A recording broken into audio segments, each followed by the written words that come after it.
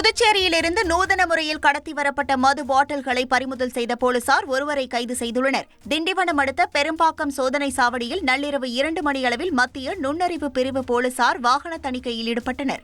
அப்போது சந்தேகப்படும்படியாக வந்த வாகனத்தை நிறுத்தி சோதனை செய்தபோது வாகனத்தில் நூதன முறையில் தனி அறை அமைத்து 1 லட்சம் ரூபாய் மதிப்பிலான புதுச்சேரி மது பாட்டில்களை கடத்தி செல்வது தெரியவந்தது.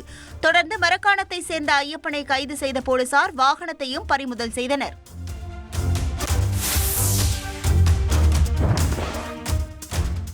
கேரள மாநிலம் திருச்சூர் அருகே முன்விரோதம் காரணமாக தனது நண்பர்களுடன் சென்று வாக்குவாதத்தில் ஈடுபட்ட ரவுடி சதீஷ் தந்தை மற்றும் மகனை கத்தியால் குத்திய சம்பவம் பரபரப்பை ஏற்படுத்தியுள்ளது.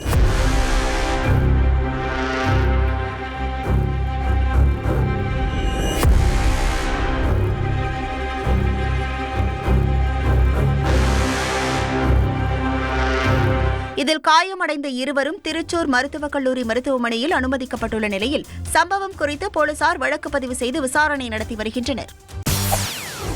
செய்திகளை உடனுக்குடன் தெரிந்து கொள்ள உடனே சப்ஸ்கிரைப் பண்ணுங்க.